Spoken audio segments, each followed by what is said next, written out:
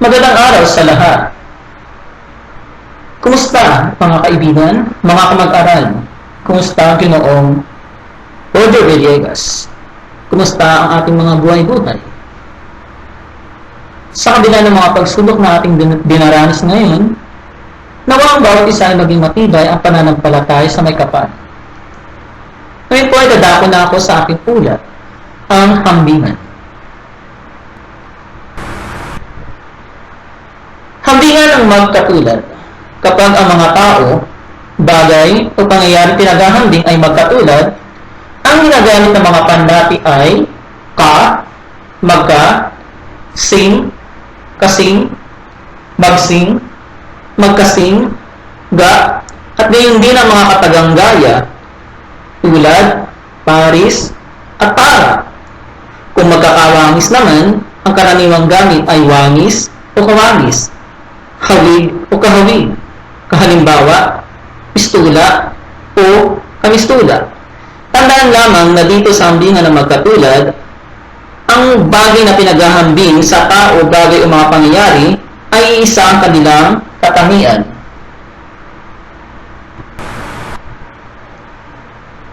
Ngayon naman ay isa-isahin natin ang mga panlapi o mga salitang ginagamit sa hambingan magkatulad. Ka, ibig sabihin lamang nito ay kaisa o katulad. Sa makatwid, sa dalawang pinaghahambing, kung ano ang isa ay siya rin ang isa pa. Ang karaniwang inuulapian ay salitang ugat na pangalan. At kung sa isang pangalan ng gawain tungkulin na lalapi, ay nangangahulugan ng kapwa. Mga halimbawa, siya ay kalagyo ko. Ngalan niya't ngalan ko ay isa. Ibig sabihin lamang nito, dahil iisa na sila, mag-asawa na sila, iisa na ang kanilang ngalan. Si Plaridel ay kapanahon ni Rizal. Ito naman, iisa ang panahon ni Plaridel at ni Rizal. Nabuhay sila ng isang panahon lamang. Ang pusa ko ay kabalahibo ng aso mo. Magkapareho o magkatulad ng balahibo ang pusa at ng aso. Na magsasaka niya ang sa kanya ay umaapi. Yung kapang magsasaka, ang isa sa kanila ay inaapi ang kanyang kapwa magsasaka. Ang pangmarami ng anyong ito ay gumagamit ng mga. So ang maramihan nito ay mga. Halimbawa, mga kalagyo, mga kapanahon, mga kamakata, mga kamagsasaka, at marami pang iba. Magka. Katumbas ito ng ka. Dapat iba ang paraan ng pagsasabi. Samantalang sa ayos ng pangungusap, sa ka ay nasa palagyo, ang itinutulad, at nasa paari ang pinagtutularan. Dito sa magka, ang dalawang pinagtutulad ay kapwa nalalagay sa palagyo. Halimbawa, siya, ako, o kaniya ay magka-lagyo. Si Plaridel at si Rizal ay magka-panahon. Ang pusa at aso mo ay magka-balahibo. Sa kahulugang kapwa ay di magka ang ginagamit, kundi mag lamang, at saka kapwa. Halimbawa, si Chaucer at si Kipling ay magkapwa Makata, hindi lamang magka-panahon. Ang umati, inaati ay magkapwa magsasaka o kapwa magsasaka. Ang pangmaraming anyong ito ay nag-uulit ng huling pantig ng magka sa makatwid, magkaka. Dito sa unang halimbawa, hindi unang inulit ang unang pantig. Yung mga yan. Ito. Samantalang, dito sa halimbawa na to, Yung magka ay uulitin ang unang pantig nito.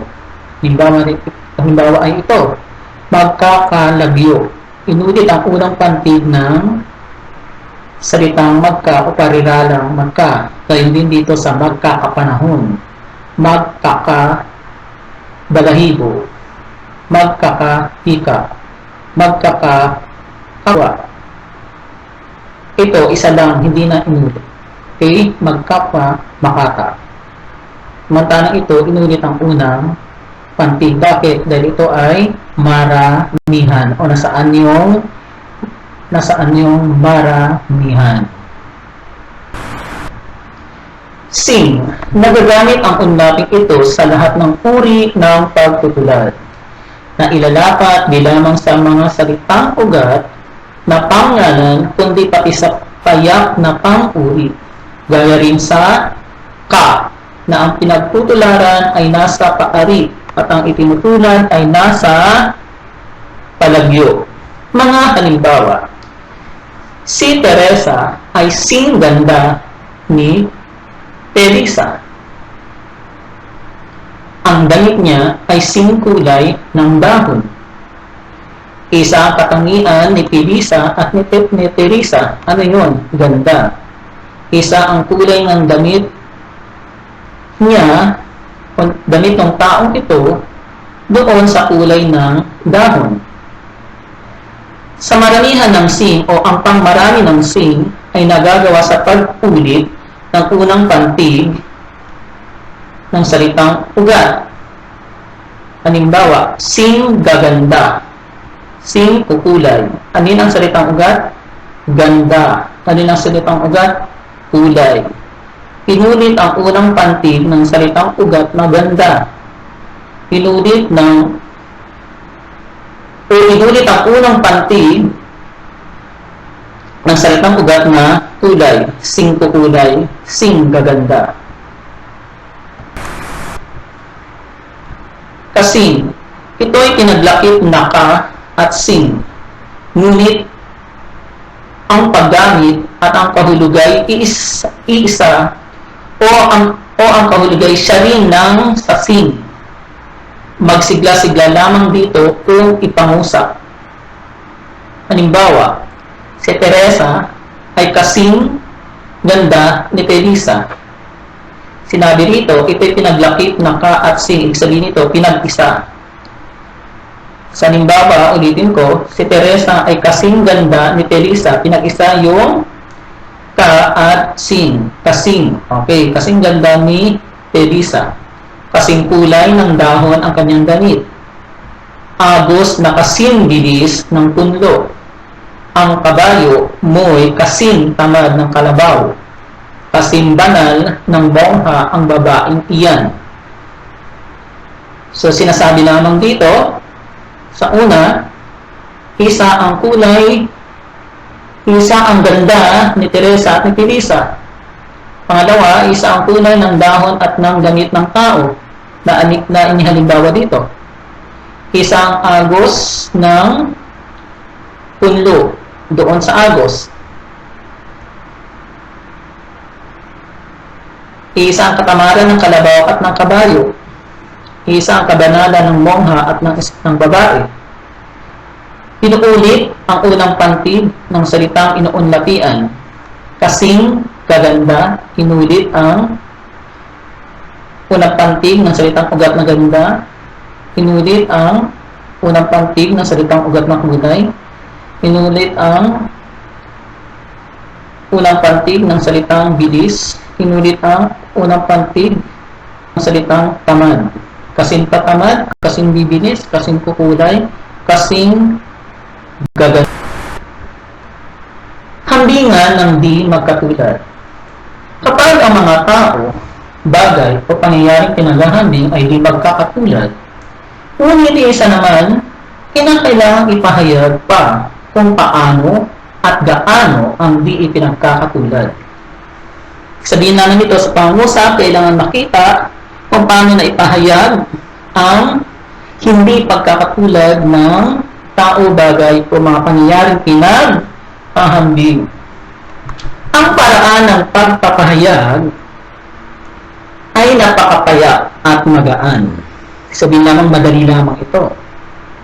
Walang idinaragdag sa lahat ng mga pandapi at katagang sangkap. Hindi kagaya doon sa hambingan ng magkatulad, may mga inuulit na salita,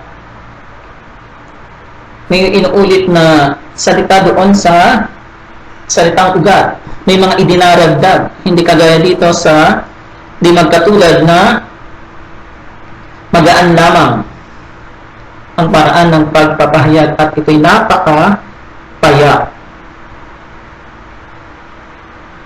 Sabi nga, walang idinaragdag sa lahat ng mga pandapi at katagang sangkap sa hambingan ng magkatulad, kundi ang kataga at malapanlaping di lamang ang gagamitin. Malapanlaping di. Ang katuturang nitong hindi ay siyang nagbibigay ng diwa ng pagkakait, pagtanggi o pagsalungat sa pinatutunayan ng tahas na pangungusap. So ulitin ko, sa hambingan magkatulad, parehong-pareho ang kanilang mga katangian, hawig na hawig, samantalang sa hambingan ng di magkatulad ay nagkakaroon ng diwang pagkakait, pagtanggi o pagsalungat sa pinatutunayan ng tahas na pangungusap. Halimbawa, si Teresa ay di kasing ganda ni Felisa. So, nila ginamitan ng salitang di o panlaping di, hindi ginamit yung buong salitang hindi. Ang kanyang damit at payong ay di magkakulay. Ang agos at ang punlo ay di magkasimbilis. Ang kabayo at ang kalabaw ay di magkapatamad. Di gaya ng apoy ang init ng lagnat. Di tulad sa ama ang ugali ng anak. So mapapansin sa lahat ng pangungusap na ito ay nagkaroon ng kasalungatan sa katangian, hindi magkapareho ng katangian ang mga tao o mga bagay na ipinaghambing.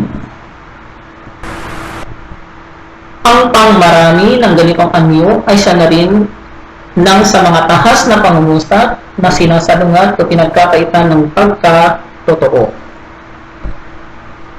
Halimbawa, sina Teresa ay di kasing ganda ni Felisa, di magkakakulay ang mga damit at payong, di ganggamais ang mga patak ng pawis.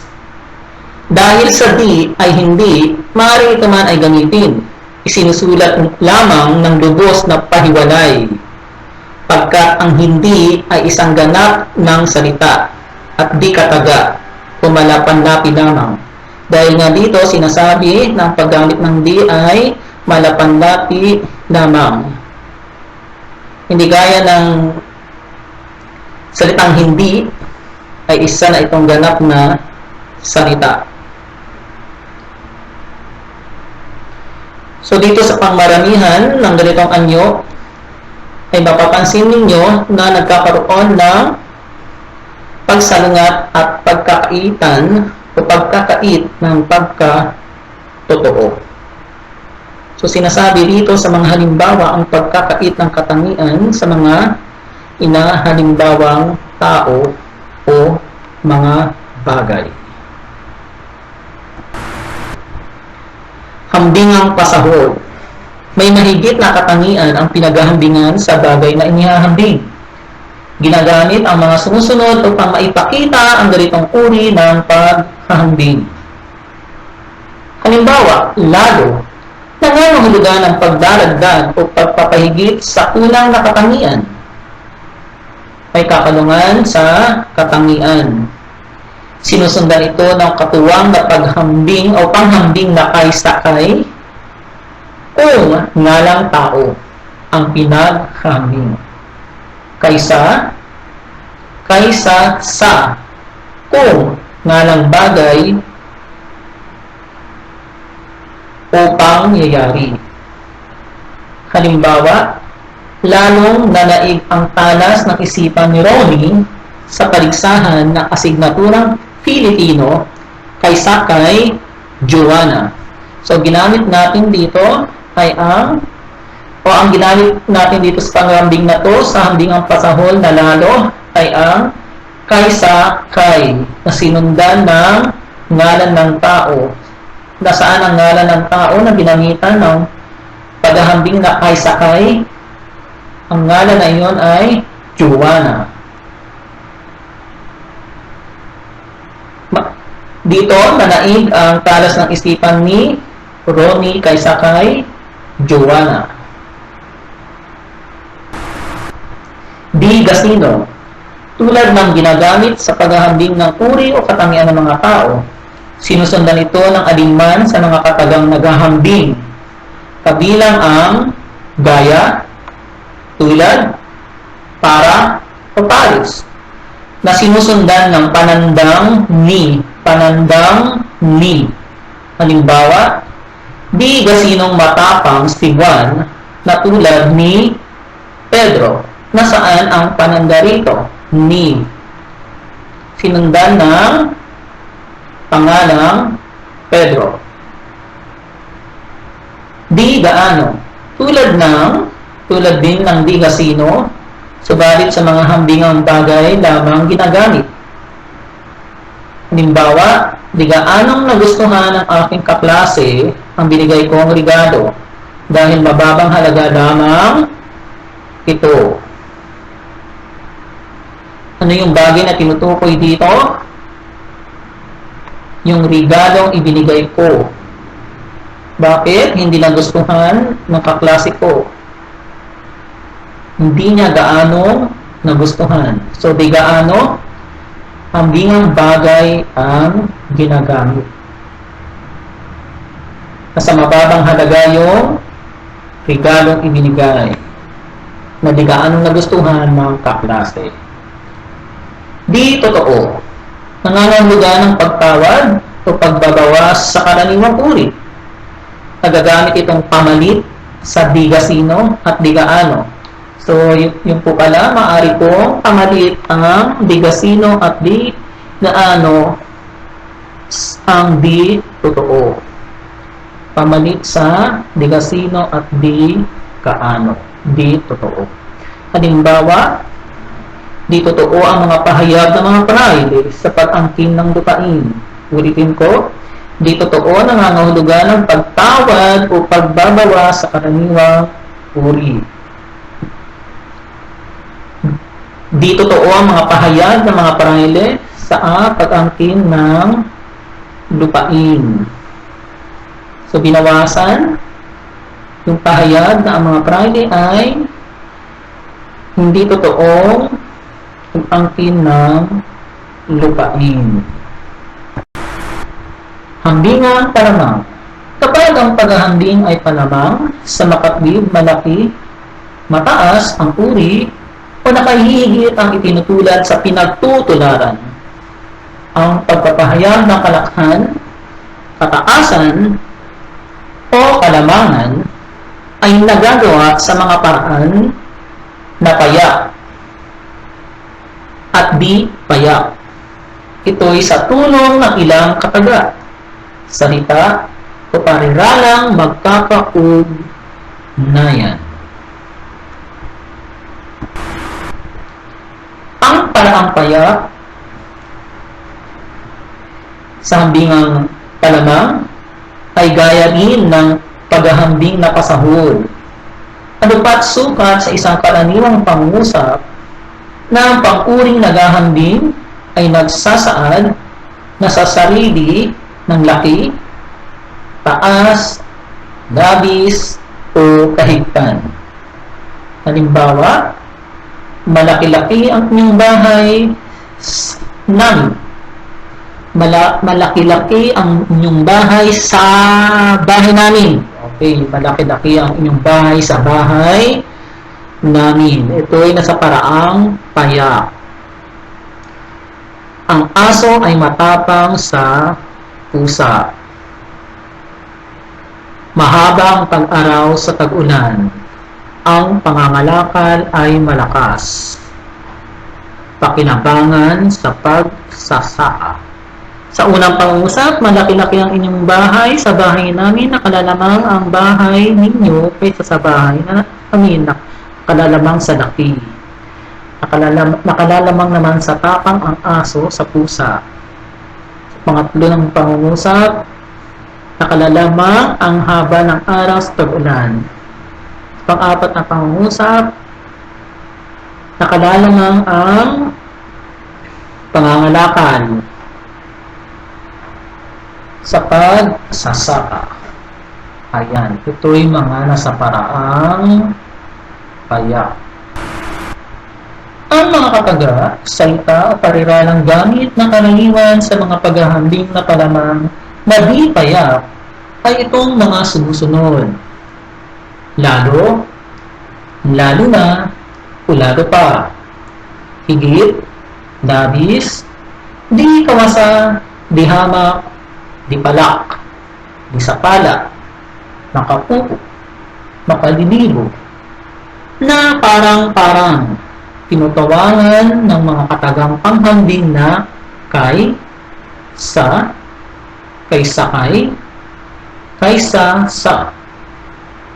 Lalo, sa paggamit o sa pagkagamit ng katagang ito sa hambingang pasahol, ay walang sukat baguhin, kundi ang salita ng pang-uri inaabayan.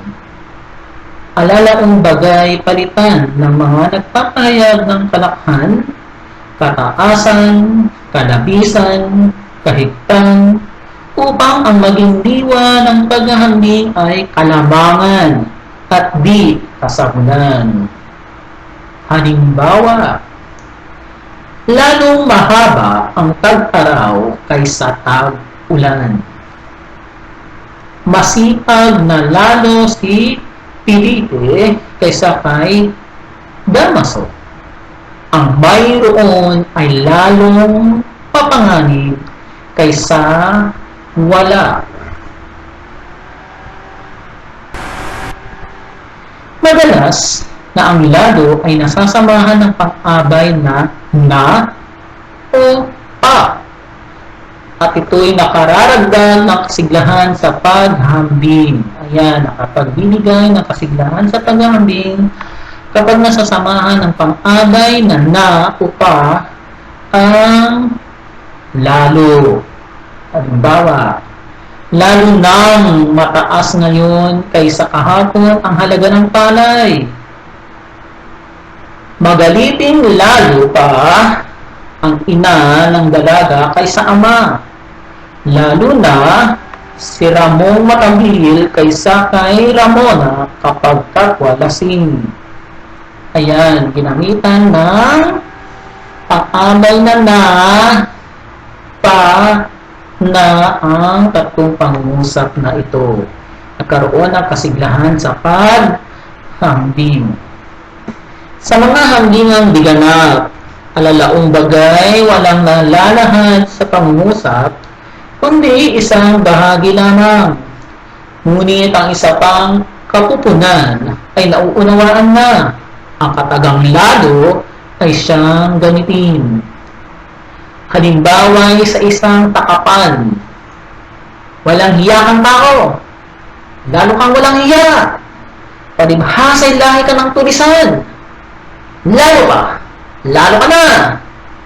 Maikling pangusap lamang, subalit isang salita pag binigkas na uunawaan ng ibig ilahad o ang ibig sabihin. Ito'y nasa hambingang di ganap.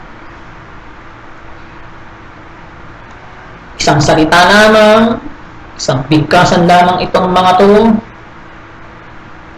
mauunawaan na doon sa sinasabihan mo o mauunawaan na ng tao sinasabihan mo. Ulitin ko, walang yakang tao, lalo kang walang hiya, diba sa ilahi ka ng tulisan, lalo ka na. Ayan. Higit. Ang salita na rin ang nagpapahayag ng kanamangan kung ito'y ginagamit sa paghahambing. Halimbawa, higit na marunong siya kaysa akin. Kung sa Espanya lamang, mayamang higit ang Pilipinas ngayon. Sabi nga, ulitin ko, ang salita na rin na nagpapahayag ng kalamangan. So, ginamit dito ang salitang higit dahil sa salitang higit na naging lamang siya o yung taong ito sa karunungan kaysa akin. Ang Espanya naman ay sabi rito, kung sa Espanya lamang, mayamang higit ang Pilipinas ngayon. Ayan. Labis, gaya rin ito ng higit. Labis na matapang si Luna kaysa ibang puno ng himagsikan. Puno ng himagsikan. Labis na matapang si Luna kaysa ibang puno ng himagsikan.